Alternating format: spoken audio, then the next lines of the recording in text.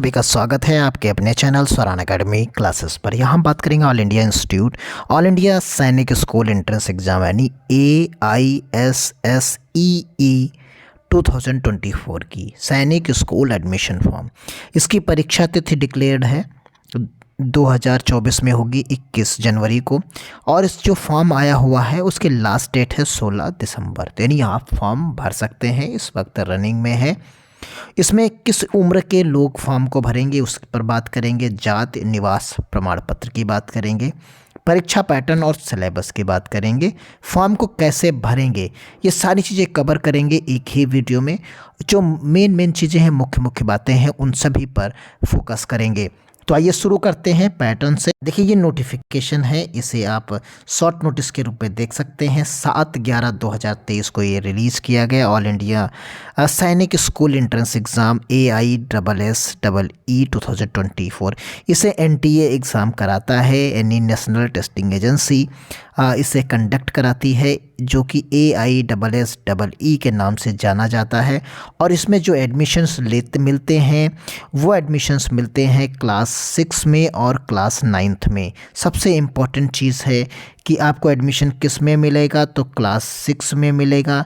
तो ये बच्चा किस में पढ़ रहा हो, क्लास 5th में पढ़ रहा हो। और अगर आपने क्लास जो है 9th में एडमिशन लिया है, लेने की सोच रहे हैं क्लास 9th में, तो आपका बच्चा जो है इस वक्त इस सत्र में जो है क्लास 8th में पढ़ रहा हो, तभी आप फॉर्म को भर सकते हैं। अब इसके बाद की इसकी उम्र की कितनी है, क्या चीज़ें हैं, तो उस पर भी बात करेंगे। तो यहाँ पर सबसे पहले देख लेते हैं एक शॉर्ट नोटिफिकेशन जो है पेन पेपर मोड पे, यानी OMR सीट पर मल्टीपल चॉइस क्वेश्चंस होते हैं। 183 टाइप के जो हैं यहाँ पर सिटीज़ में अक्रॉस द इंडिया जो है आपके सेंटर्स रहते हैं। OMR बेस्ड रहता है, मल्टीपल टाइप के क्वेश्चंस यहाँ पर अवेलेबल रहते हैं। फिर उसके बाद कैंडिडेट 10 से 12 साल के बीच में होना चाहिए। तो जो एज क्राइटेरिया दिया गया है इसकी काउंट किया जाएगा 31/3/2024 की डेट से ही आप काउंट करेंगे। यहाँ उसी तरीके से यहाँ पर जो कक्षा 11 जो है कक्षा 9 में लेना है, वो 13 से 15 साल के बीच में होना चाहिए, और काउंटिंग डेट आपकी वही रहेगी। कैटेगरी फ़ीस के हिसाब से अगर आप देखना चाहेंगे तो फॉर्म का fees non creamy layer, OBC, general, EWS के लिए 650 रुपये का, शेड्यूल कास्ट और शेड्यूल ट्राइब के लिए 500 रुपये का रहेगा। लास्ट डेट है फॉर्म भरने की 16/12/2023, जैसा कि हमने पहले ही आपको इन्फॉर्म कर दिया।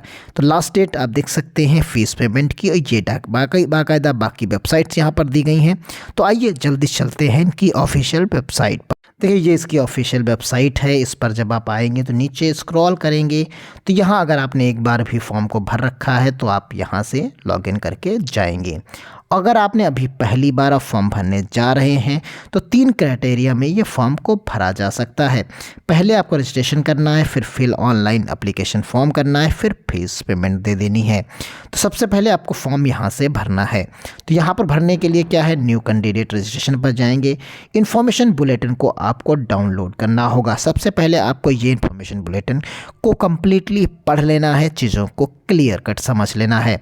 फिर उसके बाद नीचे आप आएंगे, देखिए यहाँ पर जो फीस पेमेंट दिया गया कि किसे कितना देना है वो ऑलरेडी हमने बता दिया। अब यहाँ पर आ जाइए कि किसकी एज, डेट ऑफ बर्थ किसके हिसाब से होनी चाहिए। तो डेट ऑफ बर्थ सबसे इंपॉर्टेंट यहाँ पर है, क्योंकि अगर इस डेट के बीच में आपकी डेट ऑफ बर्थ नहीं है तो आप फॉर्म को नहीं भर सकते। अगर आप क्लास 5th में पढ़ रहे हैं, सबसे पहले क्लास 5th की हम बात कर लेते हैं, यानी क्लास 6 में अगर आप एडमिशन लेना चाहते हैं तो आपकी जो डेट ऑफ बर्थ होनी चाहिए वो इसके बीच में होनी चाहिए, यानी 1/4/2012 से 31/3/2014 के बीच में आपका जन्म हुआ हो। तो आप कक्षा 6 के लिए एलिजिबल हैं, यानी आप फॉर्म भर सकते हैं। कक्षा 5 में आप पढ़ रहे होंगे इस साल। अब उसी तरीके से बात करते हैं कक्षा जो है 9 के लिए, यानी कक्षा 8 में आप पढ़ रहे हैं इस वक्त, इस सत्र में कक्षा 8 में पढ़ रहे हैं। तो यहाँ पर जब कक्षा 8 में आप पढ़ रहे हैं तो यानी आज 9 में आप एडमिशन लेना चाहते हैं, तो आपकी डेट ऑफ बर्थ 1/4/2009 से लेकर 31/3/2011 के बीच में होनी चाहिए। क्लियर कट आप समझ गए होंगे, एज सबसे इम्पोर्टेंट है। फिर उसके बाद यहाँ पर आय और जाति निवास, जो आपके निवास है वो आपके डोमिसाइल जिसको कहते हो, यानी वो लेखपाल के द्वारा आपका बनाया जाएगा। आप किसी भी जनसेवा केंद्र से भर सकते हैं। इसी तरीके से जाति प्रमाण पत्र के लिए आपको हम बता दें, यहाँ पर सेंट्रल गवर्नमेंट का जो है जाति प्रमाण पत्र लगता है, स्टेट गवर्नमेंट का नहीं लगेगा। सेंट्रल गवर्नमेंट का जो है कास्ट सर्टिफिकेट का जो फॉर्मेट होता है वही यूज़ किया जाता है। क्लियर कट आप समझ लीजिए, स्टेट गवर्नमेंट का नहीं लगेगा। तो यहाँ पर चीज़ें आप समझ गए होंगे। रजिस्ट्रेशन करेंगे, फिर स्कैन करेंगे और यहाँ पर जो डॉक्यूमेंट्स हैं उनके साइजेस आप देख लीजिए कि किसके किसके बीच में कितने, क्योंकि ये चीज़ें आपको बनाकर अपने पास रख लेनी है जब फॉर्म भरना शुरू करें। तो यहाँ पर थंब फोटोग्राफ और थंब इम्प्रेशन और signature should be in JPG format में होनी चाहिए और इनका साइज जो है क्या क्या होना चाहिए आप देख लीजिए। अगर यहाँ पर फोटोग्राफ आप कर रहे हैं तो 10 KB से लेकर 200 KB के बीच में होनी चाहिए। फोटोग्राफ की बात करते हैं। वही थंब इम्प्रेशन जो अंगूठा आप लगाते हैं, अंगूठा लगाएंगे वो 3 KB से लेकर 40 KB 30 KB के बीच में होना चाहिए।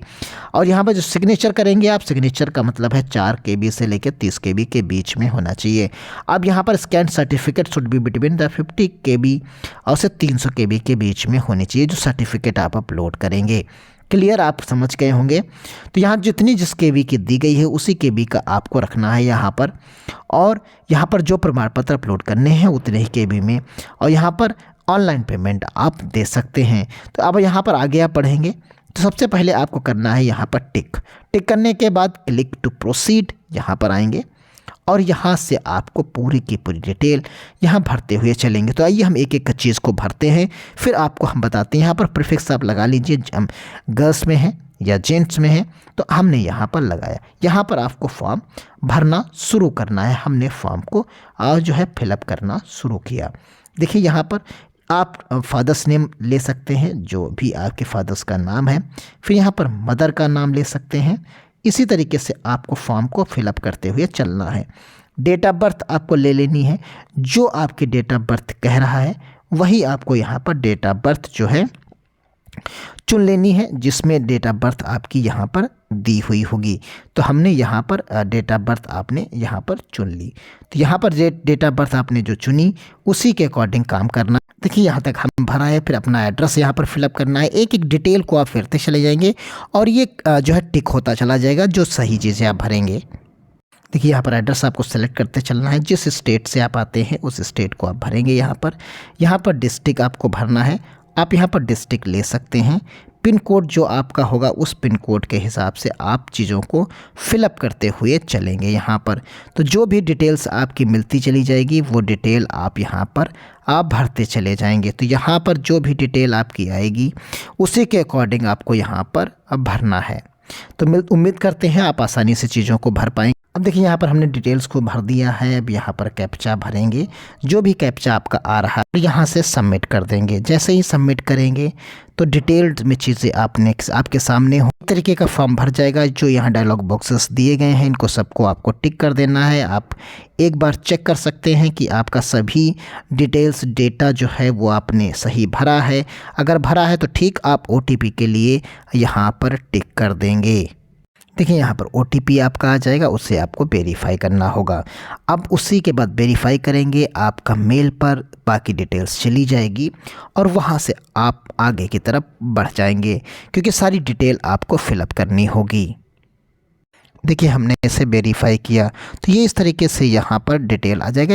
Your account has been verified, your application number has send to email address and please log in application. यानी अब आपका जो है यहाँ पर ईमेल पर सारी चीज़ें चली जाएँ। देखिए यहाँ पर सारी चीज़ें मेल पर आ चुकी हैं और यहीं से बाकी चीज़ें आपको कंप्लीट करनी होंगी। ये रजिस्ट्रेशन नंबर दिया गया है, क्लिक हियर आपको करना है यहाँ से, क्योंकि वो डिटेल्ड सारी चीज़ें आपको यहाँ से लेकर वो जाएगा।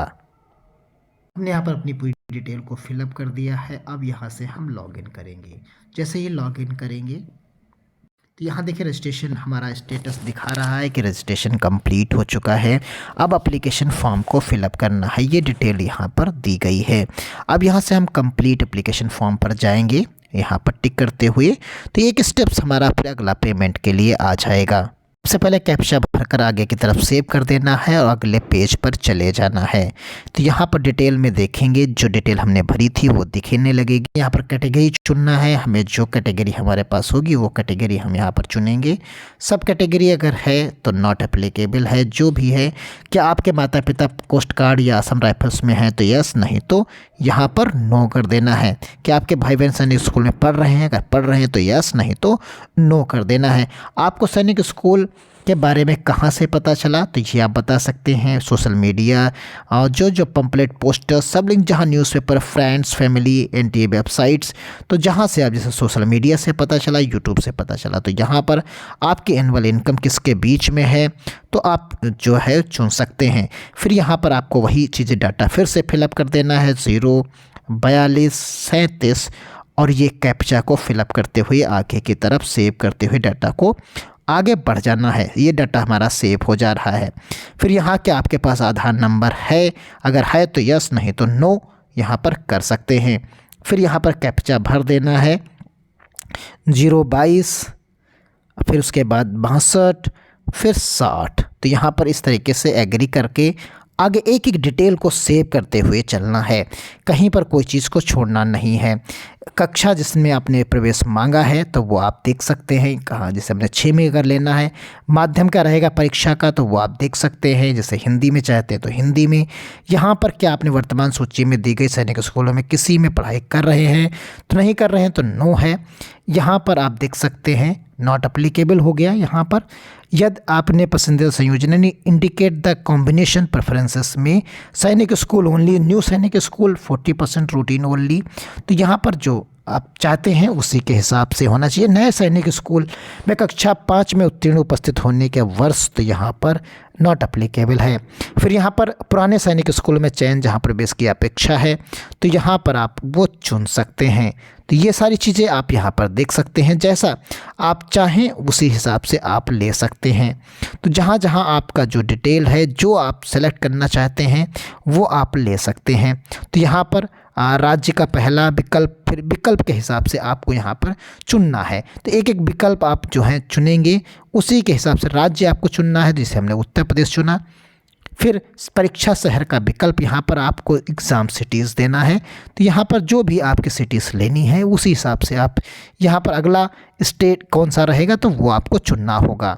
सेंटर और पिता की एग्रीकल्चर से यानी जो भी आपकी अब यहाँ पर है वो डिटेल को भरते हुए आगे की तरफ सेव कर देना है। तो यहाँ पर देखिए डाटा सारा हम सेव करते हुए चल रहे हैं, जिसमें आपने कक्षा मांगा ये सारी डिटेल यहाँ पर आपके सामने यहाँ पर आ जा रही है।